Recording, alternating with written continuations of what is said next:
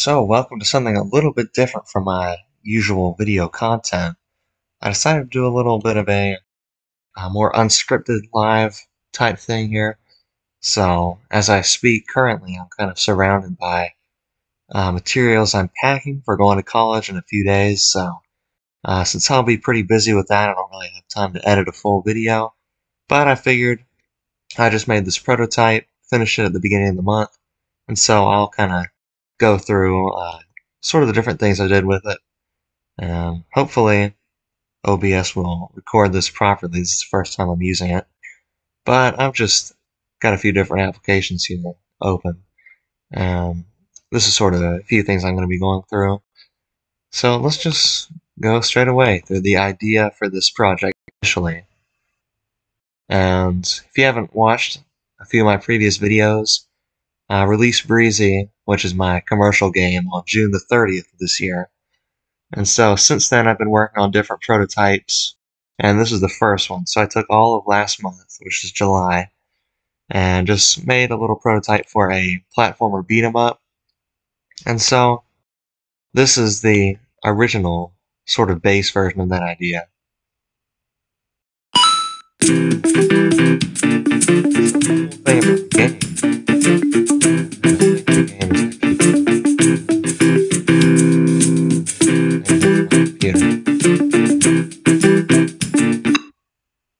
Okay, I think something happened. I'm just going to mute this tab first. Alright. There we go. Okay. So you can see that we have this little character, and he's got a kick move, a punch move, and there's all these guys. But the cool thing about the game is that if I press space here, that fireball card transforms into a fireball attack. We do the same thing with this dash attack. So we can take out these guys. And the game goes on for a while. It's a sort of wave by wave thing. So eventually we get a few more enemies, and then at the end there's a final boss. And this is a game, as you can see, I made it back in 2019. I don't know if that's exactly correct, but 2019 seems to be when it was released or modified. And that was about when I made it. And so I've kind of been sitting on that for a few years on that idea. And then now I've decided to turn it into a full game prototype. And you've probably seen, if you've seen what I've been posting on X, then you can see some of the gameplay coming together. But ever since that Scratch project, the first thing I did since then was, you can see here, July 3rd, I posted a visual prototype. And we've got our little character here, and he's punching some guys, some little ninja guys, and these trash cans. And you can see he's got a fairly fleshed out idea for a little beat 'em up. Of course, I've been thinking about this idea pretty much ever since I've been making games in Unity. It's just sort of game, you've kind of always wanted to make. And so I decided to finally give it a crack, since I just finished Breezy and we're making these prototypes. And so I made this little beat 'em up thing here. After that visual prototype, the first thing I wanted to work on was the movement. I didn't want to use anything with rigid bodies and Unity's physics. I wanted to do something nice and bespoke, as they say, just something coded myself. And so I made that here. I'm going to go ahead and mute this game. But you can see, if I load it up here, and the movement code, I did end up making everything bespoke. The only thing that I'm using from Unity's built-in physics is the colliders, like the collider casting and detecting if I'm running into something. But other than that, all the velocity and everything else that's movable, like this enemy and all aggro here, you see he's jumping around, and all this collision code is completely custom. You see, I've got a little debug UI on the side here. This is the cars I've got. But if I use this, you can see we've got different materials, so we can bounce here. Different enemies with different abilities, including projectiles, as you can see. And then we've got different collider effects. We've got effectors like that, like you see in regular Unity. So a lot of the Unity physics components I've also put in the game here, but they're in a pretty modular fashion. As I mentioned in the video on the Jam game I made, Beat Hacker, I'm trying to make my code a lot more modular, a lot cleaner, as they say, and just a lot easier to iterate on. I want to have a code base that I can create beforehand. And so that's what I'm sort of trying to do with this movement. And you can see the movement's basically the same in this little video as it is in the real game. And then going to the next post, you can see I've got a couple little animations working on. And those animations are all still in the game. And if I were to go into GIMP theoretically right now, I won't because there's a lot of personal photos on there as well.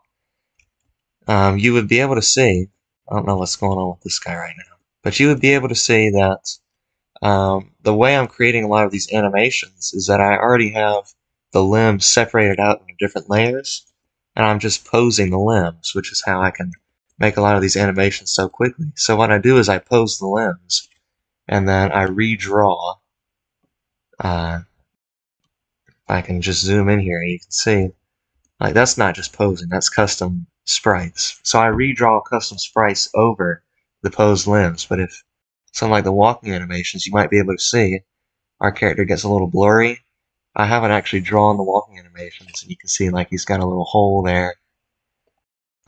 So this is just posing the limbs, but eventually, see like that falling animation becomes nice and crisp. I would redraw some nice crisp sprites over those blurry posed limbs. Then, besides that, the animation system is actually pretty interesting. It's inspired by Super Smash Brothers, of course, of all fighting games, because especially Melee, which is the only game where I sort of know how it works. And I imagine most fighting games are like this as well. So the animations are stored in different frames. If I go here to the anim, super anim, which is what I call it because animator is already taken. I just call it a super anim. We've got multiple anim frames, and each frame has a sprite, as you would expect, but it also has some of these events. And these events can be a debug message, jumping to a certain frame if you want to make a looping animation, creating a hitbox, spawning an object, setting your velocity, playing a sound effect, and that's how we have footstep sounds, which I would play if it wasn't super loud. And I'll get to audio at the end. So, we've got these different animation events that trigger, and those can create some more interactivity, and they're, once again, really easy, really modular. If I need to add something else, it only takes a couple minutes to add a new animation event and get it coded up and actually working in the different machines. So, but you know, animation's a little boring. We need to get to the actual gameplay. And after creating those animations, I moved on to some of the enemies. And you've already seen the two enemies I've created. You got right here, the Conehead. And he was kind of the little test enemy I made. But basically, the Conehead waits for you to get in a certain range, and he hops up, gives you an opportunity to maybe give him a little uppercut, and then he sort of runs at you and bounces along the terrain. Whoa, whoa, whoa, he's gonna get me, he's gonna get me. Uh-oh, uh-oh. And you can just kind of kick him in the face. And then the other enemy in the game is the Forklifter. Leave him there, I guess. And he charges at you. You see I sort of made him like a forklift. And for the forklifter, I actually use the same posing system that I actually use with the player. So we got the posing of the sprites and then redrawn. And he also shoots that projectile, as you can see. And you might see occasionally the enemies go into slow motion, and that has to do with this yellow bar that, well, you would have been able to see in the corner. When that bar fills up with different attacks, the enemies go into stun mode, which I'll reset the simulation so you can see. So if this first guy, I'll just punch him once. That bar is kind of full. I can kick him, and then kick him. Oh, he's already dead. With this guy, I uppercut him. Oh, he's already in stun mode. And so if I were to hit him again, he would go into super combo. And so he goes into slow motion. You're able to combo him as much as you want. And you can really see it with this forklifter. So I go here, uppercut him a few times. He's in slow motion, boom. And I can do a crazy combo on him with a bunch of punches and kicks and do that. And he's already dead. So I think that adds a little bit more depth to the fighting system. And of course, when you enhance that with the cards here, you can. I made sure all the cards have different utilities besides just being fun attacks. So projectile and allows for the easy combos. The hyper launch is your strongest attack by far. It also deals a huge amount of stun. Dash attack, if you hit somebody away, boom, dash right to it. And yeah, these card attacks are just, you can see he's already shooting his projectile. The card attacks, I imagine later on, will be actually dropped by the enemies. So you can imagine if I kill this guy, he might drop a card that lets you shoot one of those big old projectiles. And so you can maybe hit him with a taste of his own medicine, or maybe do that little attack he does where he kind of lifts you and throws you up. And so I imagine the cards would be sort of either found around the environment or just dropped by enemies. But, you know, there's also the matter of this huge world that I've created. And theoretically, the final game would be actually open world. So you'd have sort of dynamic level loading. The structure of the game as a whole would be sort of like actually Zelda Breath of the Wild. So you can imagine a world that expands, you know, for a huge amount this way and a huge amount this way. Maybe there's a cloud area where you can go up in the sky, and a sewer system with a big old expansive cave network underground. So it'd be sort of like a 2D Breath of the Wild, which sounds really bad coming from an indie game dev, but I think that's the importance of making that code clean and modular. You know, it might only take one day to add a new area, then a few more to polish it up, add some enemies, add some cars and some NPCs. And speaking of NPCs, the last major component that I added was these guys and their dialogue. So you can see I go up to this guy, he has a little, oh, move back, kid, I can't let you get in here. I'm gonna beat you up. And you can press left shift to trigger a conversation. I say, well, what did I do? Oh, nothing. I was just hired to say that to anybody who gets too close. Oh, I see. You have a good one. I thought, hey, you too. And so you can progress through those conversations, and they also have different things that they can trigger, which I don't really have any of those implemented. But I do have little hidden things around the environment that can trigger environmental effects if I don't actually die to these coneheads here. And so, for example, I go over here, I punch this guy a bunch.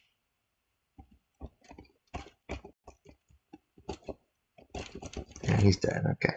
You can see I punched, well, sort of punched, it just kind of fell down on its own, this little light pole. And that is a collider effect. So the collider right here is actually a platform collider, which is, once again, something I custom made. But it has a script attached to it. If I can find it in the scene view here. It has a little script attached to it in the collider, right here, the edge collider. And you can see it's got streetlight fall. Well, what is streetlight fall? Would you make a whole class just for a streetlight falling? Well, this derives from collider effects. And so basically, if I go to my player movement script here, whenever you test, if you're bumping into a certain collider, which is in detect surface contact here, you can see the effects here that will trigger. And so as we bump into this collider, we test if it has a collider effect. If it does, then we'll add the graze effect, which is what triggers the streetlight to fall down in this case. We've also got touch effect, land effect, and wall effect. And so those can trigger different things if we choose to override them in these scripts. That's how we can have different set pieces like that. And so I've also got a collider effect. If I kind of zoom over here on this awning that launches you up. Speaking of launch, I just launched that guy into the stratosphere. And then I've got another collider effect as you're passing through this bridge that you saw before. You're just walking, whoa, fell down. And suddenly, hey, that car wasn't in that fire hydrant before, but now it is. And that's because there's a hidden collider effect all the way over here that triggers that to happen. And also, when you fall down that grate, it triggers this guy to spawn underneath the streetlight. And he wants you to buy some payday loans. I say, no, I don't want any payday loans. And he says, "Oh, I'm sorry, can I make it up to you with some payday loans?" I'll take that as a no. Let me know if you change your mind. But you can go back here. And so jumping on that awning triggers this guy to come up here. He says, I forgot to put it in reverse. And he's calling his mom because he crashed his car. He's not the smartest guy, clearly. And he just got the brakes fixed, and it was 300 currencies. And he says, oh, hey, dude, do you mind? I was trying to call my mom. Sorry about that, Mom. Oh, I stopped at a water park. This little joke I put in. And you can see that there's a little collider glitch. I'm still trying to work out the best way to deal with those slight slopes, because it's almost a wall. And I could treat it as a wall, but at some point you have a slope where it's not steep enough to be a wall. It's technically a floor, but you're immediately sliding down it, and it creates that jittery effect. And you can really only solve that by just not allowing a certain steepness of wall, which is really easy to forget about. So I might have to do a little bit more fine-tuned thinking about that in the player movement script. But the theoretical goal of this little vertical slice world would be to travel up here, go up on that building, bounce up on the awning, go through, you fall down, and you go back up the fire hydrant, and you can sneak into this little building right here on the second floor. And then I would have a second area which sort of demonstrates the dash attack card, maybe like a little obstacle course. And that sort of brings us to really the end, because I'm not sure exactly how to progress after making this first month. Obviously, I want to make more prototypes, and I sort of want to expand this one, see how easy it would be just to turn this into a full game.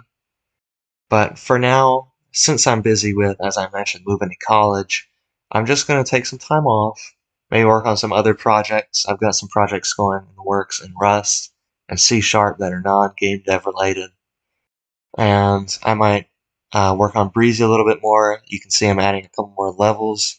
Might have some more posts on X about that in the next few days. So keep an eye out for the next things I'm going to be doing. And keep an eye out for any new information about this prototype here. And there is one more thing I want to cover, which is the sound effects and music. If I go ahead and hit unmute on this,